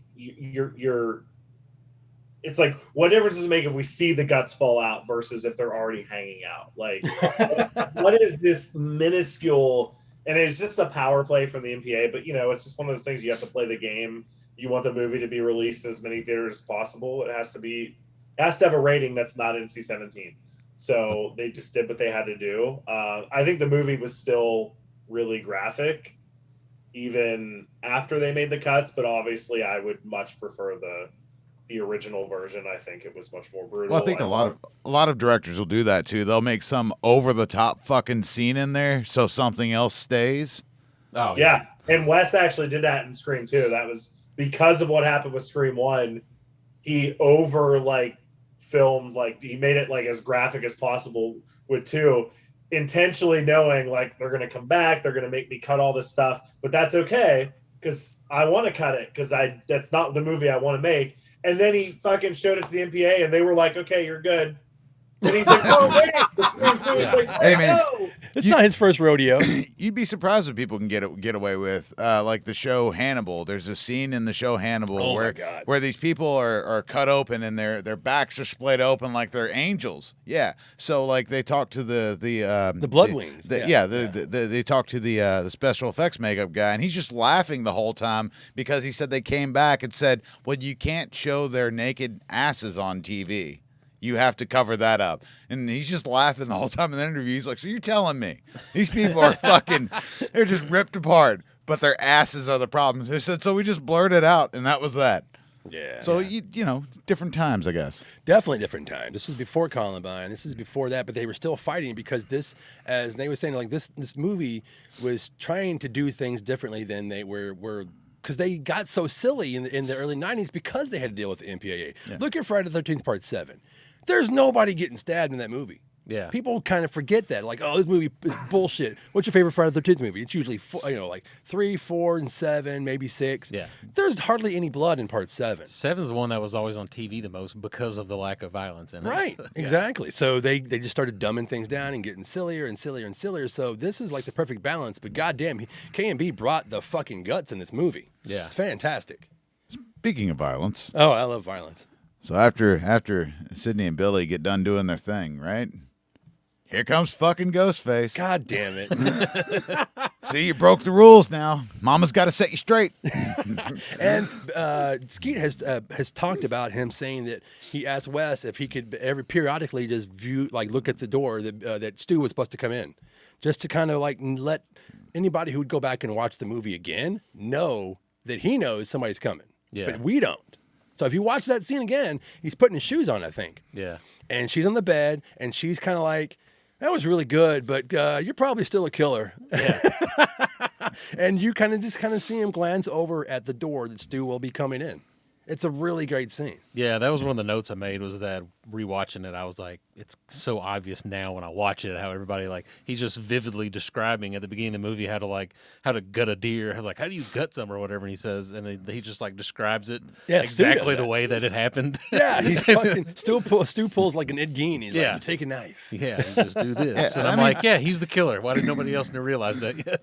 It's obvious, but now we get to all the good stuff. Like Gail finds the van. She's like, oh shit, fucking blood everywhere. Get in the van. Dewey gets stabbed. Bam. This is the good shit. All of our friends are dying. Yeah, I mean, no, this is the good stuff. It's fun, man, because like she's trying to get away. Fucking blood everywhere. Do you have any stories from the set that you have acquired over the years about the ending of this film, or any of the things that we haven't even talked about yet? I mean, the main one with the ending pretty much was just, how grueling the final like scenes were to shoot, and how much blood was used. And it was just like, it was night shoots, and it was just, it was miserable for everybody basically. And, everybody's just covered in the sticky blood. And there's a story that Kevin still tells to in interviews occasionally, where he came on set at one point during the filming of the ending scenes, and he was so like mortified by just how much blood, Billy and Stu stab each other, and they're just covered in blood. There's blood everywhere. And to the point that he actually like pulled Wes aside and was like, is this necessary? Like, I'm queasy with how much blood there was. And Wes famously just grabbed his copy of the script, and he just handed it to Kevin and said, you wrote this. I'm literally bringing to life what you wrote. You tell me how I'm supposed to make what you wrote without all this blood. And Kevin was just like, you know what? You're right. I got you. You do your job. You're right. It's like a power play. You should be thanking me. I'm bringing your vision to life. Like before he did Scream, he had sold the script to Killing Mrs. Tingle, which he would eventually direct himself and rename it, because then they had to change the title because it was a school. Teaching Mrs. Tingle. But yeah, I mean that's perfect, because like, you're like, here you go, buddy. This nightmare you wrote. Yeah, this is it. Yeah, I think they made T-shirts that like I survived scene blah blah blah. Like, that's right. I have heard about the that. movie. Do you have any of those? Do you know anybody I had one of those original. God damn it.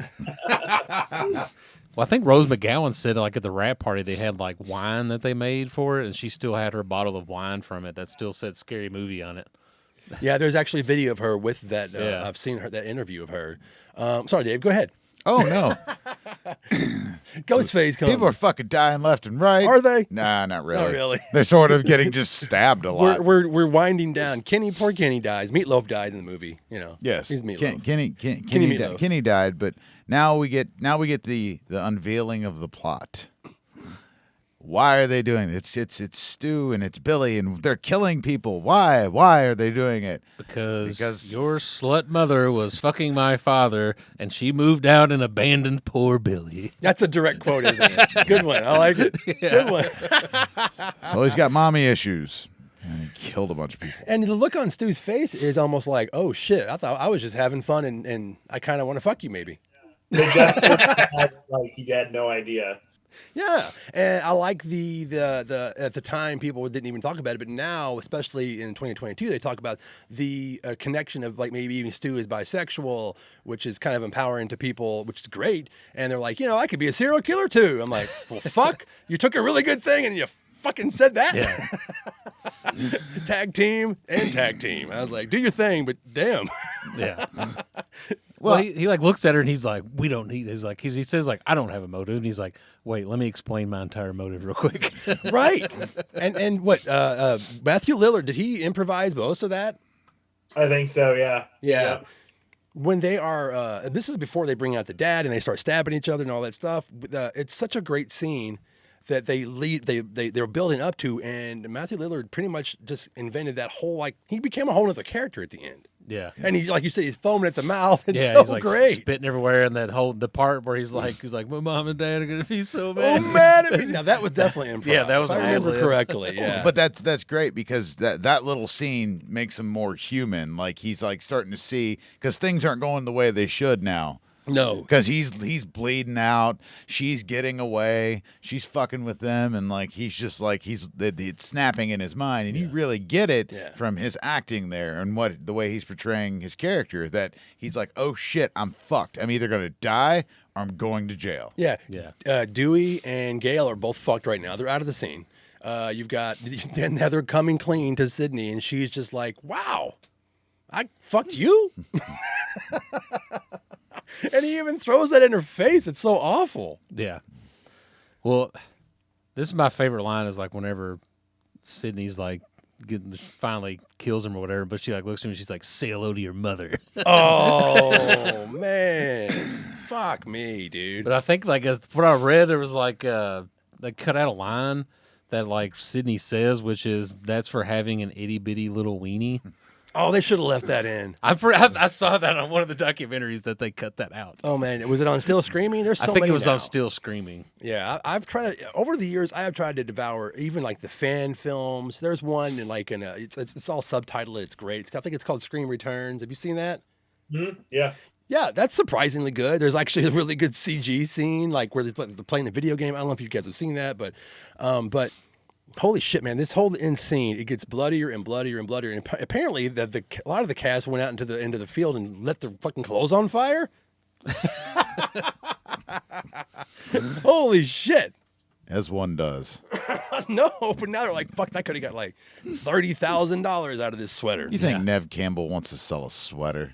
She probably could though. No, and they had to talk her back every single time. It seems like in all of the sequels. Well, She's got that Marvel money now, so she doesn't really. does she have Marvel money? I don't know. I'm not She a was Marvel in person. fucking Captain America, right? Was she? Was she? I'm pretty sure. I think No, I think- Ace is drunk. I think you're thinking something. I think you've had too many beers, sir. Anyways, The Drunk Club podcast. so Sydney gets away and she turns the fucking tables. She turns the tables. Now she's calling She's calling them. she's calling them on their cell phones. I guess Home phones. I guess the voice changer is stuck in the mask or something because it's working. She fucking stabs him. She stabs Billy. It's going down. She stabs him with an umbrella. Yes. Yeah. So I would just like to say that Sidney Prescott is the most gruesome killer in this series. She has. Look at her fucking body count. We'll get to the rest of her body count. Go ahead. She fucking murders the shit out of people. Yeah, it's great. Except go ahead. this one, Gail. Gail's the one that shoots Billy, right? Well, okay. All right. Go ahead and go through the ending with this, there, Nate. Yeah, so Gale does shoot Billy initially, but he does come back for that one last scare where Sydney finishes him off by shooting him in the head. So she does technically kill Billy. You got to have a Carrie ending. Yeah. And they make the joke like, oh, they always come back. Well, they've set the whole thing up, and it's a perfect, in their minds, a perfect murder, and they got it all set up, and then Billy gets mad and starts fucking up the whole area. I'm like, Yeah. You're covered in dow feathers and shit, dude. How are you going to explain this whole ending now? That's my Your favorite. feet print, and I get it, you are attacking each other, and it's like, that worked, and then he just loses it. You can really see his psychotic break at the end, and he's like, Yeah. God, I'm going to cut you up, bitch, but first, fuck these pillows. Yeah. He's just like covered in feathers. Right? And poor Stu, that's pretty much the telling. That's a great death because it's like he is so enamored with movies, she kills him with the thing that he loves the most, a fucking television. Yeah. Here's your movie. You're trying to make me into a goddamn, a victim in a movie. Here's your God now. Yeah. And he's like, no. I'm surprised they didn't add the Wilhelm scream, like, yeah. So when she stabs Billy in the chest, like wasn't there like he had surgery or something, right? Yeah, he had like open heart surgery as a small child. Oh shit! So Okay. I guess there's like a very small, like really small spot on his chest that like if it's even like tapped, it's like excruciating pain that drops into his knees. and that was the spot that she accidentally stuck him with, that collapsible, that retractable umbrella. Yeah, and they actually put something on his chest to protect him, and she was like, "Nope." So what you're telling me is Billy is like Smog? Like, he's just got that one little piece in his arm. Got that one piece that doesn't believe. She's all up there like fucking Bard, gonna get him. Yeah, it's great. Holy shit. So I love when Gail comes in. I know we're all over the place, but when Gail comes in, they're telling the whole plot, and she's like, "I got a better story, motherfucker." You know, she walks on you two dumb dipshits, and then Nev Campbell's like, "I like that ending." That's a great fucking scene, man. Yeah. And the look in her eye is like, I don't like you, but fuck yeah. I know I knocked you out like half hour ago, but we're on the same page now. It's That's fucking right. great. You really bond when you murder somebody with somebody else. He has a real "told you so" moment there. Yeah. Oh shit. Well, let's wrap this up. I mean, we find out that Dewey lives, and I think that was that planned, written, or did they just do that? Did they film different endings for that? Yeah, basically Dewey was scripted to die. And Wes I don't know, Wes loved his character so much. So he insisted on filming like one take of him getting like carted off in the ambulance still alive. And he left it up to the test screening that they did. It was just like, oh, if the audience really loves that character, then we'll add that scene. And so they did. The audience they showed it to the first time loved that character. And that was something they were complaining about. They're like, oh, we wish Dewey didn't die. So they added that scene in. So. Oh, it's just like, how they saved Buster Rhymes because he was supposed to die and trick or treat, motherfucker, and we're all endured with this fucking character. No, fuck that. I mean, Dewey is a great character. I love when he answers, he comes out with the gun and the underwear earlier, and he's like, hello, hello. And then that's me. I couldn't imagine the sequels without him being in them. I mean, he's like a big part of it. It would really change the series as a whole if he'd just died, or if he'd have been some like steroided out fucking douchebag. Yeah. That character is very pivotal to the rest of the movies, which we're going to talk about later. Yeah. And he also inspired the character of Officer Doofy in Scary Movie. He fucking, they cart him off, they end the scene, and if you think about what Gail says when she picks up that microphone is exactly how the movie begins, with a scream over almost a 911 call, but it's not a 911 call, but when you first see the word scream, it's a ring and a scream, and it's fucking, what a great way to end it. Yeah. Just as she's describing it as they're going in, and she's like, into this house of horrors, come on.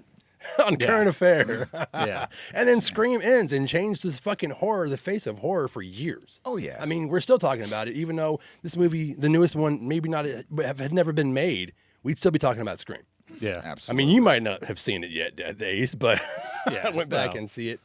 How did you think that it changed the landscape of horror? Like, I have my own opinions. I think we all do, but from Nate. I think in general, it just, the slasher genre especially was like dead. It was essentially over. I mean, horror wasn't dead. It wasn't doing great at the time, but it wasn't dead.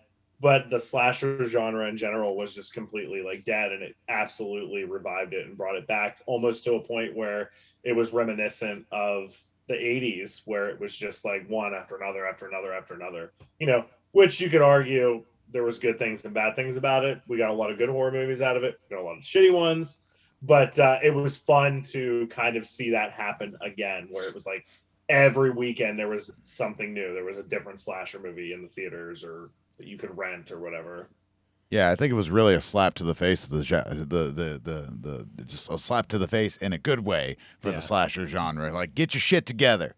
Yeah. Stop making shitty movies. Yeah. Stop. You can make money on these movies if you do it the right way. Don't treat your audience like they're fucking children, Right. Especially American audiences. That's at this point in time. It's a really good thing to think about. This is when I started watching more Japanese horror films, and I still watched them up into the mid 2000s because that was the best horror at the time. Like, those movies were taken seriously. They were scared. They, adults could jump and be like, "Oh shit!" You cared about the characters, but like, and then you have Scream come out, and then. Not only the slasher genre, but they thought horror could do it again. But then they fucked up and just kept marketing it over and over as sexy and cool and sweet. And I was like, motherfucker, even the Phantoms, which has nothing to do with sexy people. Yeah. It's just floating heads, like you said. What was the next film? You have, like, I Know You Did Last Summer, which is actually written by Kevin Williamson. I mean, Valentine comes out. All these different slasher movies. Then they start jumping on the remakes. But at least they gave money back to the people who. Then they started pulling out people from like the Crypt. Like, hey, Wes Craven, you want to do another movie? Yeah. George Romero. George Romero didn't have a fucking career. He did Bruiser, which was awful. Yeah. Well, it's got the Misfits in it. The I Misfits. could tell a horrible story about that Bruiser movie, but I'm not. I'll hold it to myself. Yeah, but you can't deny how it changed things. And then marketing. I mean, I've got an old phone here that you pick it up and it has Ghostface's hand, like he's hello Sydney, and you can actually pull, do the old rotary. I got that at like a video store when the second one came out. Like those kind of things, like marketing, like fucking phone cards. Do you ever pick up that phone sometimes and go like, "It's a hello, Sydney," like wrong number? It needs Just hang up. batteries. It's got 3 sayings. Yeah, and if you touch the receiver part, it'll just ring, or you can walk by it like a NECA figure. It has a sensor, and it'll just ring, and you pick it up, and it's Ghostface talking to you, and he's got little 3 sayings. I mean, I've never really seen that phone hardly anywhere else, but there's so many things. I mean, I can't imagine what your collection. What is your favorite thing that you have? Like, what's your treasured object? And goddamn it, you can make us cry because we're never gonna get it. From the first film, if you have anything. So let's see. From the first film. So from the first film would probably either be like one of the original production scripts, like that when it was still called Scary Movie. It still has like notes written in it from like the crew member. Or one of the like production masks that I have from it. So probably one of those. Yeah, That's awesome. That is great. That's really cool. That's not the one on the Mortal Kombat machine, right? No. Okay. it's just flopping over there. Hey, That one would be behind glass and very protected. Okay, got glass and lasers around it. yeah. Well, I always ask a question at the end of every episode. We're gonna wind this episode up. And this is my question for this one. We're gonna ask you first, Nate. What is your favorite 90s trope in Scream? The most 90s thing in there that's your favorite. And you can't make it easy either. God damn it, you're a dick. Here, I'll start. Jiffy Pop. I love it. Jiffy Pop. I would say maybe the fact that the entire video store is just VHS. Holy shit, that's right. Yeah. Ace?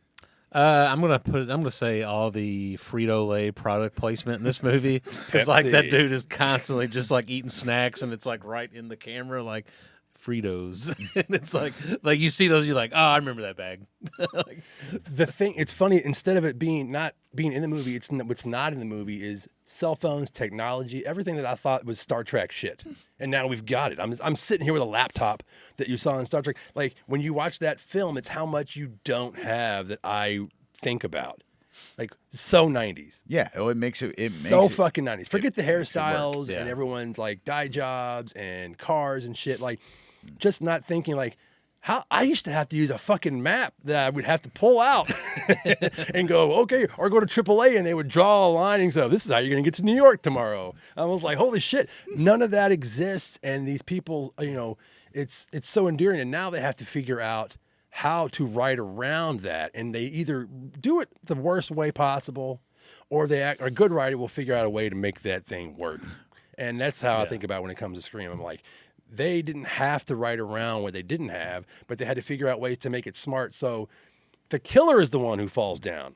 It's not always the fucking, it's not the victims. It's not the blonde girl with the big tits, even though it's great that they always talk about it. And then Tatum shows up and you're like, yeah, what does Sydney do? She runs up the stairs. Everything that's what makes that movie so great. And it's because of that era coming out of the 80s. And then we're getting ready to go into the 2000s. And we didn't, like you said, like, school shootings wasn't a thing that we talked about, like school violence and like video stores. Like I think it's just everything that it's not there and that I kind of miss as an old bastard. I'm probably the oldest person in the room. I'm 47.